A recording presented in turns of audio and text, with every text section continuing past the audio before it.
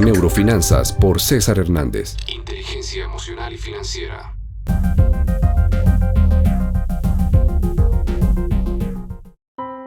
Tenemos la cabeza para ganar dinero y el corazón para gastarlo. ¿Qué son las neurociencias? Son un área súper grande que abarca generalmente por tradición y por lo que todos escuchamos solamente a los médicos, pero realmente hace muchos años también es un interés de la psicología, por ejemplo. Entendamos que a todo el mundo le interesaría encontrar un sustento cerebral a cualquier afirmación sobre el comportamiento humano, sea finanzas, mercadeo, consumo, enamoramiento, no importa. Lo que tú quieras explicar, entre más pruebas tengas sobre el comportamiento humano y su funcionamiento, pues más feliz eres, ¿no? Más completo sientes que has hecho una investigación. Y pues surge las neurociencias, una alternativa para sustentar mejor muchos hallazgos que se han encontrado. Dentro de las neurociencias existe un área muy específica que son las neurociencias cognitivas o neurociencias del comportamiento, que se encargan de eso puntualmente, asociar un comportamiento con el funcionamiento neurológico y viceversa. Y al final del día se trata de ver cómo un proceso fisiológico altera un proceso de pensamiento y de comportamiento y cómo al revés también se da esa relación. Un proceso psicológico afecta a un proceso fisiológico. ¿Por qué las neurociencias están en auge en los últimos años? Yo creo que hace muchos años en realidad. La psicobiología y neurociencias del comportamiento existen desde hace mucho tiempo, unos 60 años, pero realmente ahorita su auge es porque se viene aproximando cada vez más a áreas más de dominio público y está afectando o estudiando, llegando a problemáticas mucho más cotidianas, como es el área de la economía, de las cosas que te pasan todos los días, ¿no? Entonces yo creo que no es tanto que las neurociencias se hayan puesto de moda, sino que los temas que ahora abarca son más cercanos a las personas. ¿Qué tecnologías se usan para estudiar el cerebro? Pues existen muchísimas tecnologías alrededor de eso. Tú puedes encontrar imágenes funcionales, dentro de las cuales está la resonancia magnética funcional, la tomografía axial computarizada. Lo que debemos entender es que son imágenes, fotitos que se van tomando dentro de un sistema nervioso mientras que él se está comportando. No es invasivo, así que como entraste, saliste, es genial, pero tiene todavía ciertos peros, más que todo relacionados con el costo de la tecnología, la demora entre lo que está sucediendo, el estímulo que está sucediendo y la respuesta fisiológica en registro. Entonces, digamos que hay mucho desarrollo, hay muchas personas que trabajan con estas tecnologías, pero son restringidas también incluso a un solo lugar. La tecnología que más se ha usado y de la que te puedo decir más desarrollo documentado hay es la electroencefalografía. La electroencefalografía también está tomando registros, pero en este caso no son imágenes, sino lo que está haciendo es registros de la actividad eléctrica de lo que es la corteza cerebral. Entonces se encarga de hallar ondas de mucha concentración cuando estás trabajando en algo, cuando te distraes, cuando estás durmiendo, no sé, en diferentes momentos. Y esa es la que más desarrollo tecnológico ha tenido en los últimos años, al punto que es la única que nos ofrece la posibilidad actual de desplazarnos, de hacer medidas en espacios reales, no salirnos ya por fin del laboratorio. Obviamente hay unos protocolos bastante estrictos al respecto. Tú tienes que practicar las cosas primero en el laboratorio, sacarlas, abstraerlas, tiene sus exigencias, pero definitivamente la electroencefalografía es la que más movilidad nos ha dado. Digamos que esas son medidas centrales. También tenemos nosotros las medidas biométricas o complementarias, donde tú no estás midiendo ya algo directamente que está sucediendo en ese sistema nervioso, sino ya réplicas. Por ejemplo, la respuesta galvánica o respuesta emocional. Lo que está mirando es cómo conduces eléctricamente, la humedad que hay en la piel, los impulsos eléctricos, todo esto. Y vamos a ver nosotros que podemos ver cómo a nivel emocional se van modificando las respuestas. Tienes tú los eye trackers, que también es un biométrico. Si te das cuenta, pues las medidas en sí mismas son complementarias. Pero lo que sí es que el eye tracker te puede mirar la ruta de visualización, el eye catcher, es decir, que es lo primero que se ve, lo que captura la atención, lo último que se observa, la ruta, se puede ver la duración. Y además de eso, como todo se trata de tu apertura pupilar, del negrito, pues, ¿no? De tu ojo, entonces él también puede, algunos eye trackers pueden ver el diámetro de eso. Entonces tú puedes ver si la pupila está distendida o si está contraída, y eso se asocia con el sistema nervioso simpático, lo cual a su vez se asocia con emociones. ¿Qué descubrimientos de neurociencias la han impactado? Dentro del área de consumidor y pautantes, comunicación, pues me ha gustado mucho que ya lo estábamos demostrando nosotros en el laboratorio, ahora ya hay como toda una comunidad de acuerdo en que el comercial que más rankea, más atención logra en el cerebro, más relevante no es el primero dentro de un reel de comerciales, porque todo el mundo paga, resultó ser el segundo. Entonces eso ya es interesante, me gusta cómo las neurociencias pueden tumbar preceptos y conceptos que se tienen.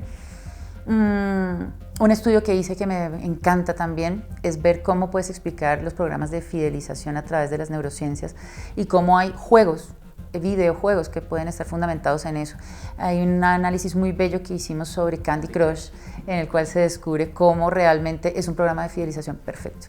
Y vemos cómo la relación es perfecta, generando metas a corto, mediano, largo plazo que tienen que ver con tantas cosas sobre el funcionamiento. Y un tercer hallazgo que podría decirte también me encanta es ver cómo lo que nos apasiona funciona tan parecido, no importa cuál es el estímulo, cuál es la situación, pero el cerebro se apasiona por las cosas y realmente sus argumentos emocionales pueden llegar a ser más fuertes que cualquier otro. Sí, vemos por lo menos con todos esos aparatos que casi siempre se mide eso la parte del córtex, pero el límbico se mide o el reptiliano también se mide esa parte de nuestro cerebro, o eso no se ha llegado a medir. Sí y no. Lo primero que debemos ver es que las neurociencias están asociadas a la psicología, no somos entidades separadas ni mucho menos. Todos los fundamentos de neurociencias del comportamiento están fundamentados en el cognoscitivismo.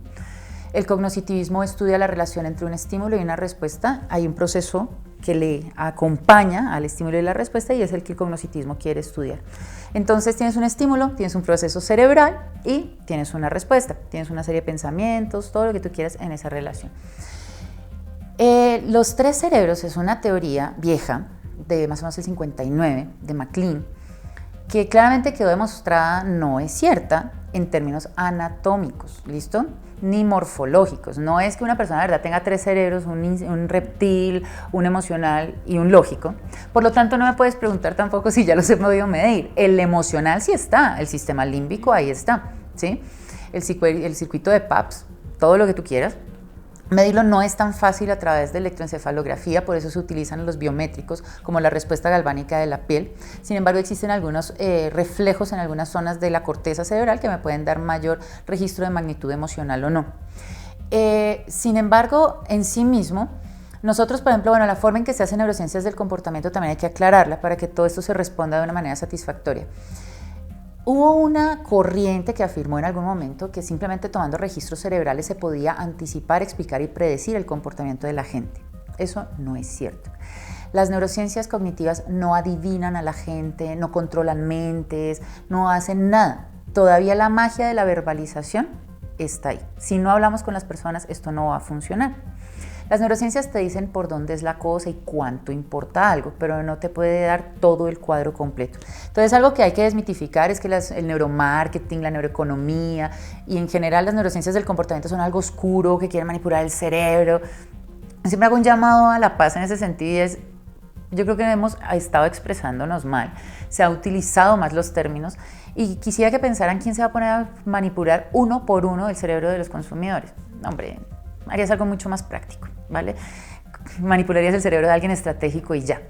Entonces, digamos que las neurociencias del comportamiento aplicados a la neuroeconomía o al neuromarketing en sí mismo y demás, tiene tres momentos. Si no haces esos tres momentos desde un concepto actual, no estás haciendo mucho. Lo primero es un antecedente antropológico, psicoantropológico. Tú tienes que saber dónde estás parado, en qué cultura está inmersa una persona. Si tú hablas de economía, tú puedes hablar de algo muy lógico, pues costo-beneficio, la inversión en tiempo, la inversión en esfuerzo, la inversión en dinero y la retribución del mismo, puede ser totalmente lógico. Pero lo que tú no sabes es culturalmente y en factores no solamente geográficos, idiosincráticos, sino también generacionales, ¿qué valora más una persona? Algo que, por ejemplo, en neuroeconomía hoy está en auge es la valoración del tiempo. Siempre se habla de la valoración en una relación entre el esfuerzo y la recompensa. Eso es de lo que siempre se ha hablado. ¿Qué es la neurona y cuáles son las partes del cerebro? La neurona no es nada más que una celulita que tiene una información química que va a transmitir a otra si hay una señal prioritaria por alguna otra zona del cerebro. ¿Listo? Entonces, tu cerebro se organiza primariamente en dos hemisferios, el izquierdo y el derecho. Son anatómicamente iguales, pero funcionalmente cada uno se va a especializar en algo, a nivel evolutivo como especie y a nivel del individuo también. ¿vale? Después empiezan los lóbulos, el frontal, el parietal, el temporal y el occipital. Tienes dos de cada uno en tu cerebro. Ahí partimos a que para cada una de esas zonas hay algo para hacer, son especiales en algo. Entonces, en prestar atención, puede ser en lo visual, puede ser en la memoria, puede ser en todo lo somatosensorial, entonces todo lo táctil, cada uno tiene algo y por tanto le dirá o no le dará importancia a los estímulos que se presentan en el ambiente. El ser humano, cuando, como te decía hace un momentito, nosotros empezamos con algo psicoantropológico, contextualizamos y cada persona puede ser un mundo aparte sobre lo que le parece o no le parece importante. Por tanto, tú puedes encontrar que el tiempo es algo muy importante en Alemania y aquí nadie todavía no lo valora, ¿verdad? Cuando sabes eso, puedes llegar a hacer medidas fisiológicas y esas medidas fisiológicas que son de diferentes zonas del cerebro van a darte cuenta, ya ahí puedes tú organizar la información y decir, oye, mira, aquí vemos nosotros que le dan, dentro de lo que ya era importante, más importancia a una cosa o a la otra. Y si tú cambias las contingencias, cambias las condiciones del ambiente, pueden reorganizarse las cosas. Pero el hecho de haber llegado a lo cultural, después a lo neuro, a las medidas, no te exime de una última entrevista, una última parte, donde tú puedes medir ese análisis 3 cerebro del cual me estabas preguntando. Realmente hoy lo de MacLean como 3 cerebros no existe, pero sí como 3 procesos de pensamiento y organización cognitiva. No importa qué decisión vayas a tomar. Puede ser el amor, puede ser tu carrera, puede ser renunciar a un trabajo que te gusta o no, puede ser una amistad, preservarla o no, esforzarte siquiera por sacarle tiempo a un amigo. Tú siempre todo lo piensas sobre una tríada de procesos, lo lógico, lo emocional y lo instintivo. Entonces, como te puedes dar cuenta, lo neuro me apoya lo lógico y lo emocional. Puedo ver recordación, que tiene que ver mucho con lo instintivo, pero los procesos igualmente tengo que medirlos cualitativamente a través de entrevistas, a través de exploraciones en profundidad. Las personas, digamos, cuando memorizamos según las neurociencias bajo 3 prioridades. 1, sobrevivencia, pues no morirte. Por eso si tú piensas tus recuerdos de chiquito, bien chiquito, normalmente no son un lindo recuerdo. No estás corriendo por la pradera feliz, no. Te caíste, te regañaron, te sentiste solo, algo. Porque lo primero hay que memorizar es lo negativo. ¿Para qué? Para que no te pongas en riesgo y no te vuelva a pasar algo. Después de eso, tienes que memorizar las cosas positivas para ir por más. El ser humano no le gusta estar concentrado todo el tiempo, le encantan las recompensas, pasarla bueno. Entonces, pues obviamente sí, quiere... Se pierde muy fácil la atención. Sí, quiere saber de lo malo y de lo bueno de la vida. Pero primero lo malo para no matarse y después lo bueno para disfrutar. En ese orden de ideas encontramos nosotros que las personas... no solamente hacen memoria de recuerdos, sino también de sensaciones, de lo que sintieron en ese momento. Y ahí es donde las emociones vienen a ser tan importantes. Las emociones no solamente se construyen en el momento, el estímulo no solamente genera una emoción, sino que las emociones a su vez también se elicitan, es decir, un estímulo puede recordar otras emociones y es otra forma de anticiparte y garantizar tu supervivencia. Sí, básicamente como los recuerdos se tienen más o no de acuerdo a las emociones que se tuvieron en el momento de recordar. Exacto. O sea que entre más emociones yo podría tener más memoria sobre algo. Sí. Por ejemplo, tú que eres profesor, te digo, una cosa que nuestros estudiantes muchas veces lamentablemente no quieren entender es que sí han oído hablar de aprendizaje asociativo, pero no tienen ni idea qué es. Porque si entendieran que ese aprendizaje asociativo, en realidad la teoría no es cosas que se parezcan a grupo y ya, sino es el juego entre lo lógico y lo emocional.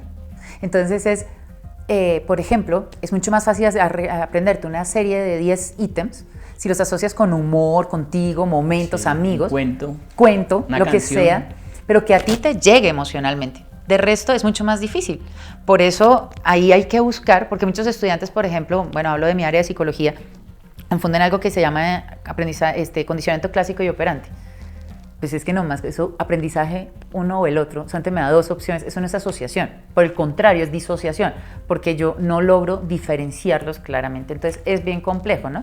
Entonces las emociones juegan un papel súper importante, pero no solamente en el momento de valorar un estímulo, sino también en la toma de decisión. ¿Las emociones negativas influyen en comportamientos positivos?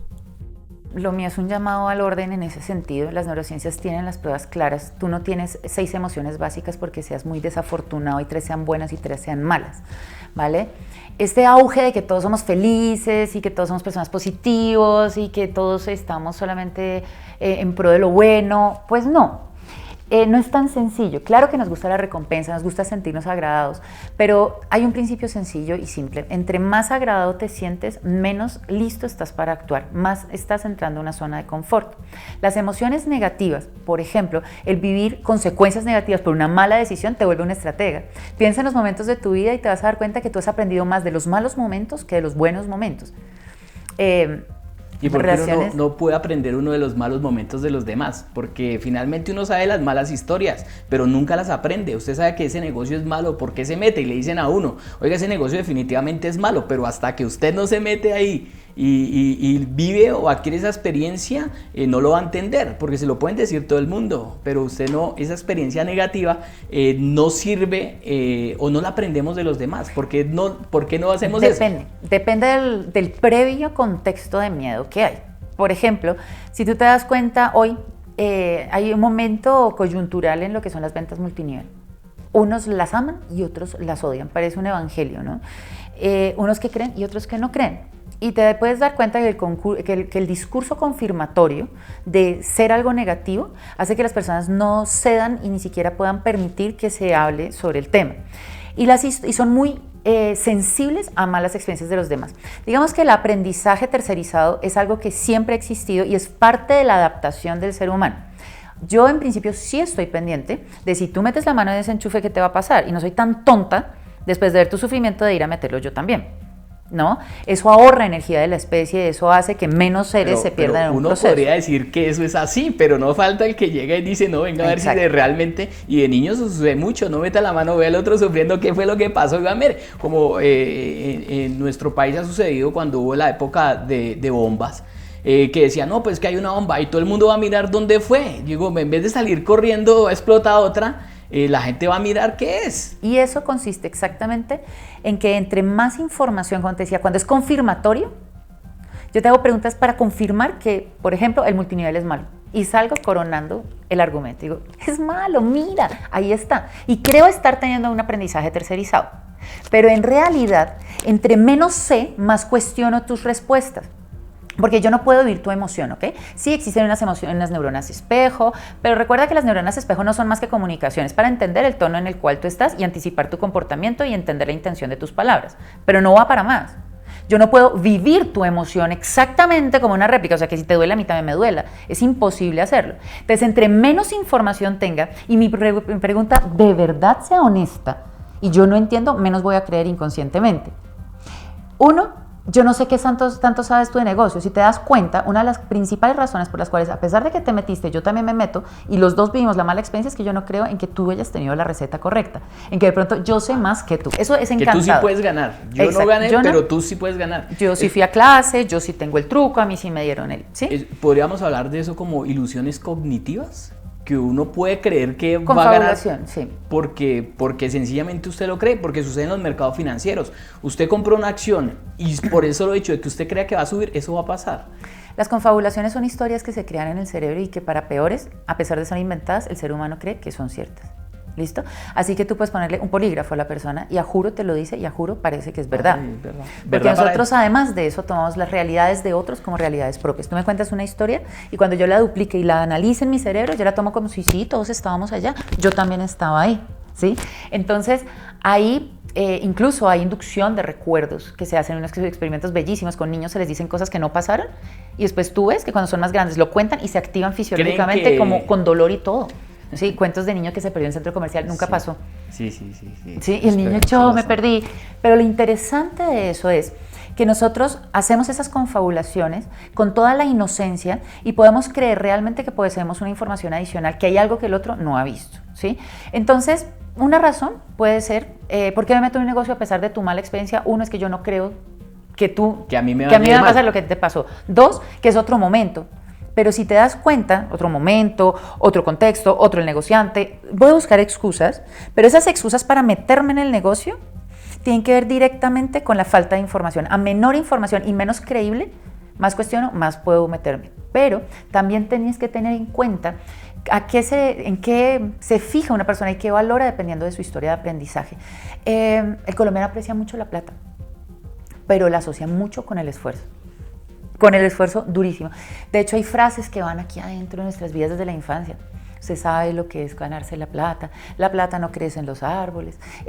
Y todas las interpretaciones. Muchas creencias populares. Nosotros creemos que el dinero es algo inalcanzable. Y cuando nos metemos en algo inalcanzable, siempre le estamos buscando un inconsciente, no. Entonces yo diría, si tú hablas de personas que se meten a hacer un negocio a pesar de que ve que otro tuvo una mala experiencia, también te puedo decir que es muy típico dentro de nuestra cultura ver el éxito de otro y no arriesgarte. Mejor estar en tu zona de confort. A nosotros culturalmente nos han enseñado que lo mejor es ser empleado, no ser independiente. Porque al ser empleado tú estás anticipado. El sueldito llega, que el jefe la pase mal, no sé, pero el sueldito llega, tú eres pobre pero estás acomodado, todo es un tema de hoy y otros que están peor. ¿Vale? Pero avesarte, tirarte pues a un negocio es un tema que culturalmente es bien complejo. Entonces, en neuroeconomía, por ejemplo, vemos que una de las cosas más duras es romper esos paradigmas, es llegar a la creación de nuevos paradigmas, de nuevas ideas y realmente lanzarse. Nosotros creemos que no podemos marcar diferenciales y que los negocios son para unos pocos. Nosotros todavía creemos que el dinero debe estar en unos 8 y todos los demás debemos ser empleados. Y eso es cultura. Y esos son temas a los cuales las neurociencias del comportamiento son bien sensibles. ¿Cómo tomamos decisiones? El proceso de decisión, existen varias teorías al respecto. Una es de costo-beneficio, ¿verdad? De la utilidad. Entonces, ¿cuánto invierto, cuánto gano? Digamos que también las decisiones están fundamentadas en un proceso, digamos que eso todo es economía conductual al final del día, ¿no?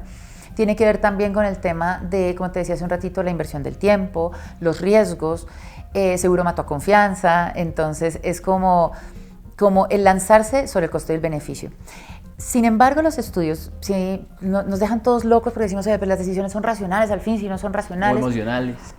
O que tenga más componente del uno que del otro, racional o emocional, o más emocional o racional. Exacto, bueno, entonces lo primero, depende también del tipo de decisión que estás tomando, si tienes práctica en tomarlas o no tienes de práctica la intuición, en tomarlas. entonces entraríamos a mirar. Digamos que la intuición desde este aspecto científico se ve que es un tema, primero de supervivencia, de puro riesgo entre el esfuerzo y la adaptación, la supervivencia, después viene un plano emocional, y después, al final, un plano racional. Entre menos práctica tienes, ¿ok? Entonces eres mucho más emocional y muchísimo más instintivo al tomar tus decisiones. En el momento en que más información tienes, te puedes volver perfectamente muchísimo más racional, que es la segunda zona de confort preocupante en neuroeconomía. ¿Vale? La primera es arrancar a hacerle y ser, dentro de todo, tratar de buscar una lógica y no ser totalmente impulsivo, porque pues como ves, es bien inconsciente y subconsciente la decisión. Pero después de que tomas la práctica, tampoco quedarte en una zona de confort en donde todas las cosas se dan automáticas y todo lo que son las brechas de desarrollo y crecimiento se desdibujan y la persona queda en una zona de confort. Como me decías, ¿cuál es el valor de las emociones negativas? Pues eso. Incomodarte, molestarte, sacarte para adelante. Es que si no te da rabia la vida, si no te aburren las cosas, si no te molesta cómo estás, tú sencillamente te quedarías quieto. ¿Las emociones negativas podrían ayudarnos a tomar malas decisiones? Depende. Eso totalmente en contexto. Deberían ayudarte a tomar las mejores decisiones, pero recuerda, todo tu sistema de respuesta está hecho a cualquier nivel para tomar las mejores decisiones. El problema es cómo se combinen las urgencias que hay ahí. Si tú me estás hablando de emociones negativas en un momento en el cual la persona de pronto tiene rabia, pero esa rabia lo lleva a sobrevivir, pues imagínate qué decisión tan divina la que puede tomar y salvar todo al final. Pero si estamos en un mal momento y lo que estamos es, esas emociones negativas reflejan es un momento de inseguridad, lo más seguro es que vamos a llegar a una pésima decisión. Yo me atrevería a decir que son más las malas decisiones que se van a tomar frente a emociones negativas. ¿Qué pensarías tú que pueda ser la emoción perfecta para tomar una buena decisión financiera? ¿Cuál sería un estado óptimo que uno dijera, este es el mejor estado que usted puede tener para tomar una buena decisión financiera, digamos? Es una muy buena pregunta. Yo creo que hace un tiempo habría dicho que la anedonia habría sido la mejor emoción, es decir, ninguna emoción, y haberlo hecho absolutamente tranquilo. Sin embargo, creo que hay un poco de todas. Es como contestar un parcial, ¿vale? Uno puede estar sobrado de tema y decir, este profesor a mí no me corcha, pero contestar demasiado toteado de la risa hace que uno lea mal, igual se raje. Pero estar aterrado como si lo fueran a atracar y que de aquí no va a sobrevivir nadie, pues también se lo va a tirar. Entonces, yo creo que hay una combinación de emociones. Uno debe tener, y más que emociones, también una cantidad de químicos en el cerebro. Uno debe tener adrenalina para hacerse rápido, uno debe tener serotonina como neurotransmisor para sentir esa fuerza, pero al mismo tiempo también llenarse de dopamina, de satisfacción. es una cantidad de cosas que solamente se dan sobre la cantidad de control e información y seguridad que tú sientas en un momento. Entonces, más que pensar cuál es la emoción perfecta, yo digo cuál es el estímulo perfecto, y ese es finalmente neuroeconomía, es neuromarketing, es neurociencias del comportamiento, cómo presentar el estímulo perfecto que le dé a la persona toda la información necesaria para tomar una perfecta decisión. Los estímulos y el riesgo. Porque básicamente en finanzas el riesgo es una parte fundamental en la toma de las decisiones. ¿Qué tanto riesgo estoy asumiendo yo para tomar una decisión? Pero ahí es donde viene un poco lo irracional de las finanzas, que a veces a la gente no le importa el riesgo y a usted le dicen, bueno, entre al mercado Forex, puede perderlo todo, no importa, pero lo pierde todo, no importa dónde firmo, y siguen haciendo negocios a pesar de que le diga que su riesgo es pérdida absoluta y total. Entonces, ¿dónde está la racionalidad en esa toma de decisiones? Si me baso porque es evidente, o se podría ver evidente, las emociones en ese momento, la codicia, el miedo, la avaricia y todo ese poco de neurotransmisores que se pueden generar en ese momento. Entonces ya mi sistema decisorio va a optar a decir que sí, el riesgo lo dejo aparte, y la parte racional pues obviamente no se va a tener en cuenta. Lo que pasa es que la impulsividad también juega ahí un papel bien importante. Una cosa que uno recomendaría desde las neurociencias es cuando tú vas a hacer un negocio, por muy apasionado que estés y por mucha presión que estén ejerciendo sobre ti, no dejes que jueguen con tu cabeza, y es: toma una decisión, no hagas nada, vete y regresa a ver si todavía estás pensando las cosas de la misma manera. Obviamente el sistema bursátil está hecho para que eso no suceda, y es ya. Sí. Pues una bolsa de valores no funciona. No se da tiempo para que decida. Y ahí lo que hablaba Daniel Kahneman, como en pensar lento y pensar rápido, que si yo pienso rápido me equivoco, porque recurro a la intuición, y si la intuición no tiene suficientemente información, tomará la decisión sobre cualquier cosa. Mientras que si yo pienso lento, o me tomo mi tiempo para racionalizar la decisión que tomo, tal vez sea la más acertada. Tal vez, porque, ahí lo dijiste tú. Sí, tal vez, porque finalmente puedo llegar a un dilema dentro de todo mi cerebro de cuál es la recompensa que voy a tener yo al final, cuando siempre estoy pensando que la recompensa mejor que puedo tener es la que tengo ya, no la que tengo en el futuro, sino ya, hoy mismo, que es lo que yo puedo hoy disfrutar, palpar y sentir materialmente, ¿no? Porque siempre el cerebro como que busca esa materialidad. Mira, sí. Tú, por ejemplo, los colombianos, ¿sabes cómo ahorramos? ¿Cuál es nuestro mecanismo de ahorrar? ¿Cómo? La deuda. Ah, sí. Nosotros ahorramos a través de la deuda. ¿Por qué? Piénsalo desde todo esto. Yo necesito el reforzador, es decir, la consecuencia antes, para esforzarme por pagarla. Si tú me lo desdibujas y me dices que un día, si ahorro muy juiciosa, tendré mi carro, en el futuro lejano, me desconecto, porque el colombiano no es largoplacista, es inmediato. Entonces tú me das el carro, yo me esfuerzo por pagarlo, porque si no me bajas del carro, no, eso sí no lo voy a dejar hacer. Pero si tú me dices, si ahorrarás y un día tendrás, para el cerebro funciona eso de una manera completamente diferente. La toma de decisiones rápida o lenta, no solamente lo habla Kahneman, lo habla Ledoux, lo hablan muchos. Las decisiones rápidas y lentas no garantizan éxito. Hoy en día está demostrado que tú no puedes decir, oye, por pensar rápido o pensar lento. Lo que estaría yo hablando es qué pasa con unas emociones y qué pasa frente a otras, si el argumento se puede mantener o no se puede mantener en un momento dado. Parte de la seducción de la economía es las emociones. Es el hacer que tú tomes las decisiones, que te empoderes, te sientas inteligente, te sientas una estratega, y obviamente sobre la comunicación está el éxito. Realmente, si me preguntas en neuroeconomía qué es lo que más claro se tiene hoy, es que es el estratega, el estímulo, la persona que está ahí detrás convenciendo a otro de un negocio. Esa es la magia absoluta de todo. Un sistema está hecho para protegerse, pero obviamente también para arriesgarse. Ningún cazador podía llegar con un ciervo a rastras si no recorría un poquito más de metrajes. Más o menos ese es el mismo. Y si tú sabes despertarle el instintivo a una persona, la persona va a ser mucho más impulsiva, mucho más decidida, aguerrida al momento de tomar decisiones económicas. ¿Cómo funciona el consciente, inconsciente y el subconsciente? Bueno, yo quiero hacer una aclaración entre el tema inconsciente y subconsciente, porque creo que es importante. Inconsciente es que ni te enteraste cómo fue. Y subconsciente quiere decir que no pasó por la corteza cerebral, pero eso no quiere decir que no lo sientas. ¿Listo? Entonces, cuando hablamos de ese 85, es inconsciente, una combinación entre inconsciencia y subconsciencia. ¿Listo? Y lo subconsciente es muy emocional y es muy instintivo, es como ese arranque que tienes para hacer algo. Normalmente se dice que los procesos rápidos son decisiones instintivas y emocionales, y la lenta es la cortical. Lo que pasa es que tú puedes tener poquita o mucha información cortical, no importa, es decir, lógica. Y lo que juega es si todo lo de abajo del cerebro, es decir, lo emocional y lo instintivo, lo avala o no lo avala. Donde lo avala, te fuiste. y donde no lo avale, no te fuiste y te vas a decir algo, no. ¿Tú puedes justificar todas las razones racionalmente? No, porque hay cosas como feeling, como tengo un presentimiento que esto es una mala idea, y uno dice, ¿pero por qué? No sabes porque no logro avalar los 3 argumentos lógicos que tengo detrás de eso. Entonces, cuando una persona toma una decisión, siempre cree que fue muy lógica la decisión, pero ojo, lo que hizo fue justificarla inconsciente y subconscientemente. No, siempre tendemos a justificar de forma racional lo que no entendemos por qué lo hicimos. O sea, tomamos una decisión, nos equivocamos y buscamos cualquier componente racional de lo que tenemos para justificar lo que hemos hecho. Pero ojo, la emoción es la que te hace darle más fuerza o menos fuerza al lógico, ¿sí? Entonces, si la emoción te dice es una buena idea, tú te encuentras 50 razones para decir por qué fue una buena idea. Sí. Pero si tu subconsciente te dice esa vaina suena como rara, te va a encontrar otras 50 para decir lógicamente. Entonces mira tú el engaño de la persona. Por eso es que las cualitativas estructuradas normales son malas. Y las cuantitativas no todas son buenas, porque pues yo siempre he dicho, yo admiro el cuantitativo, pero que tienes un maestro el que anda detrás, tiene que serlo. Sí, eso no es cualquiera preguntando cualquier cosa. Entonces lo simpático es que tú siempre crees que la persona está siendo súper racional, pero lo que no sabes es el nombre de quién está siendo tan racional, si en nombre de la emoción o de verdad de la razón. Y generalmente es en nombre de la emoción. ¿Cree que las universidades están bien preparadas en la enseñanza de neurociencias? Efectivamente nos está faltando. Creo que hay 2 cosas que yo critico de la educación colombiana. La amo Colombia, amo las universidades.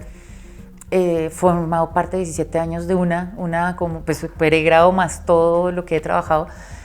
Pero te tengo que decir personalmente 2 cosas. Uno es que no importa qué fenómeno estés estudiando, todo lo que tú haces es para otros seres humanos. Y si no sabes unas mínimas de psicología, de comportamiento, de neurociencias, de principios, creo que te vas a empezar a quedar atrás. Y lo segundo es que también le enseñamos a nuestros estudiantes sobre este tema en términos de su propia vida. Creo que nuestros estudiantes salen sin saber qué son, para dónde van, cómo diferenciarse de alguien, no son una marca propia, no tienen ni idea. No saben por qué le van a dar el trabajo al del copupitre de al lado o a ellos. Puede ser que uno sea un poquito más carismático, el otro haya copiado, pero eso no es garantía. Es más, la vida es injusta y a veces el que primero copió tiene más habilidades sociales y consigue trabajo primero que el que sí fue juicioso.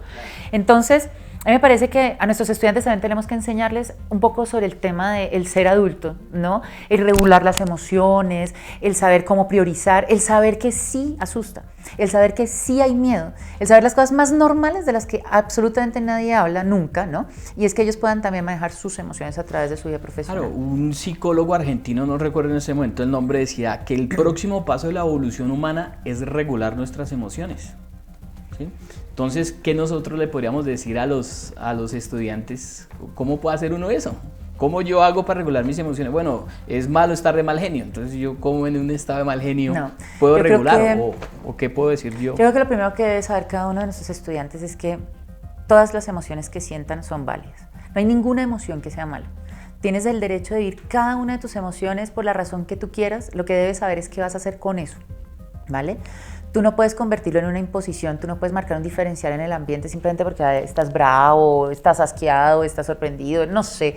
Tienes que pensar si de verdad tú puedes agredir al ambiente, a las personas que están ahí, simplemente con esa información, si tiene un sentido, una ganancia, algo refleja para ti. El hecho de que tú sientas una emoción no está mal, algo te está avisando finalmente tu cerebro. Lo que tienes que repasar es qué vas a hacer con esa emoción y cómo la puedes tú canalizar, cómo puedes convertirlo tú en algo formativo. Hombre, si tienes mal genio, si te pones muy nervioso, búscate lo que psicólogos llamamos tiempo fuera, salte de la situación, enfriemos cabeza, volvamos a entrar, ¿verdad? Pero entendamos que no está mal sentir emociones, no te castigues nunca por sentir una emoción. Empieza a aprender cómo regularla, como bien decías tú, que es el término. Es más importante entonces conocerse a uno mismo. Sí. Y habrá cosas a las cuales tienes que saber no eres bueno y otras para las cuales eres muy bueno. ¿Qué es el neuromarketing? Bueno, el neuromarketing es el estudio de todo lo que son las comunicaciones de marcas, productos y servicios. Es el tratar de hacer una comunicación cada vez más cercana con el consumidor. No es la creación de necesidades como muchos dicen, sino es el conocer las necesidades y el saberlas cubrir. El neuromarketing hoy se divide en 2. Realmente ya no solamente es neuromarketing, sino consumer neuroscience, que lo que hace es estudiar al consumidor ajeno a las marcas, es decir, el consumidor y sus necesidades, lo que les es relevante, su momento de vida, su desarrollo, su evolución, y por el otro lado lo que ya es el anclaje a marcas. Digamos que la diferencia entre neuromarketing y consumer neuroscience es que consumer neuroscience no le trabaja a ninguna marca, solamente quiere saber del consumidor, y el neuromarketing ya es el anclaje de estudiar una marca, una estrategia de comunicación, un producto, un servicio puntual para que sea más conectivo entre las personas. Se utilizan medidas fisiológicas como la electroencefalografía, se utiliza respuesta galvánica, todo, los eye trackers, todo. En consumer neuroscience también la dirección es la que cambia. ¿Qué es neurofinanzas? Es una forma en la cual nosotros tratamos de estudiar por qué las personas toman ciertas decisiones alrededor de su economía. Puede ser desde la administración de su dinero, la valoración, el valor que le da, la toma de decisiones sobre la inversión que hace. Y pues nada, lo que vemos nosotros es que siempre vuelve y pasa lo mismo que en neuromarketing, en neurofinanzas, y es que depende del estímulo, la técnica de comunicación, la técnica de persuasión, que sea o no sensible a la cultura en la cual están inmersas las personas. En el futuro, ¿qué esperamos de las neurofinanzas? Principalmente lo que tenemos que pensar es que todo ejercicio debe estar sujeto a la ética, que debemos saber para dónde vamos y queremos ir y trazar ese camino de manera consistente. Haciendo caso de que nadie tiene una intención negativa en neurofinanzas y hacer que la gente pierda dinero, hacerla más impulsiva y más, perdóname el término, bruta, pues, para manejar sus inversiones. En un mundo ideal, yo diría que el futuro de las neurofinanzas es que la gente aprenda que es capaz de hacer una inversión inteligente, que pueda aprovechar mejor su esfuerzo, pueda aprovechar mejor los recursos que el ambiente le proporciona, optimizando absolutamente todo. Bueno, pues la observación, que nunca será excluida de ninguna metodología, los simuladores, el hecho... Hay que hacer una diferencia y que hay que tener mucho cuidado. El cerebro funciona muy diferente cuando sabe que está haciendo un simulacro a que cuando está viviendo una realidad. Y eso no es fácil en investigación en neurofinanzas, porque pues tampoco puedes ponerte de gracioso a hacer un estudio a ver si qué pasa cuando la gente se quiebra y pierde su casa. Pero eso también te genera unos márgenes de error bien interesantes. El cerebro no es tonto. Tienen que ser simulaciones muy buenas en las cuales tú puedas llegar a un nivel de profundidad. Mi experiencia que me ha mostrado que tú tienes que hacer que haya consecuencias en el juego, que haya involucramiento emocional. Cuando tú haces juegos realmente de decisión, que la persona tenga que jugar a través del tiempo y que las consecuencias sean variables para que realmente generen una angustia y si haya una consecuencia. Entonces una consecuencia puede ser social, puede ser, no sé, así sea tener un cono de burro, pero que algo que a mí me llegue a afectar de alguna manera, porque realmente sí he encontrado muchos juegos sobre economía conductual y muchos estudios, por tanto, ¿no? Cuando hablo de juegos, son las simulaciones que se hacen en el laboratorio, en donde nadie cree esto, no es creíble los hallazgos, porque desde el inicio la persona sabe que está jugando con el dinero de otro o que está jugando con con billetes de Monopoly. Y el cerebro es mucho más temerario y se muestra de una manera estructuralmente muy diferente cuando sabe que su pérdida no es ninguna. Creo que todos hemos jugado Monopoly cuando teníamos 8 años y teníamos miedo de perder, como es de diferente jugarlo ahora, donde uno, no sé, tira todo y lo apuesta contra irse a dormir, ¿no? Entonces, esas son cosas en la investigación en la cual uno tiene que tener muchísimo cuidado. Y una segunda cuestión que yo también recomiendo que se tenga en cuenta es que no olviden la cultura. No traslapen los resultados o no trasciendan con sus resultados encontrados en Europa, en Estados Unidos, a Colombia y decir, bueno, aquí todos funcionamos de una manera igual. Eso no es cierto. Ya hay demasiados indicios desde las neurociencias como para que saltemos eso y omitamos esas diferencias. Entonces, no porque el Edux lo dijo, o porque una cosa o la otra, o porque alguien en economía, pues en neuroeconomía, genera un hallazgo específico en España, entonces yo digo, eso yo asumo que es cierto, primero hay que demostrarlo, porque los colombianos somos bien particulares a nivel neurológico. Varios estudios se han hecho sobre la parte cultural y biológica. ¿Nacemos genéticamente para ser así o la cultura es la que nos dice, oiga, comportémonos así? Claro, ¿cierto? pero natura y natura es un tema circular, nunca vamos a saber cómo es. Pero lo que sí sabes es que vuelves específicas a las personas. Y por tanto hay cosas como, por ejemplo, el valor del dinero a través de la vida que no son transculturales, sino intraculturales, son de una cultura y de unas propiedades que tienen que tenerse en cuenta. Tú no puedes comparar, además dentro de una cultura, cualquier momento de vida. Si tú tienes un hijito que tiene 8 meses de nacido y tú no tienes carro ni tienes casa, créeme que tu valor del dinero es un poquito diferente a cuando tenías 18 años y tu papá te pagaba todo. Es como la percepción de la realidad cambia dependiendo como ese contexto. Claro. Igual, así genéticamente estemos creados para decidir de alguna manera, el contexto de la cultura dependerá para tomar la decisión que en ese momento Y pues, también tenga. te dirá qué es lo importante, es que tú no quieres cambiar la importancia, tú lo que quieres es que la gente invierta cada vez mejor. Y si quieres hacerlo, tienes que hacerlo fundamentado en lo que ellos valoran, no en lo que tú ahora quieres que ellos valoren. Sería un descalabro hacerlo desde ese punto. Sí, no manipular la cultura, sino dejarla fluir y que hagan mejores las cosas. Ahora, si hay finanzas. algo- ¿Cómo tomar mejor una decisión financiera? Si hay algo difícil, además de cambiar, es una cultura. Mejor retírate, deja que hagan lo que quieran, porque una cultura no se modifica así nomás, ¿no? Y tú tienes que adaptar todas tus estrategias a una cultura. Es así de sencillo.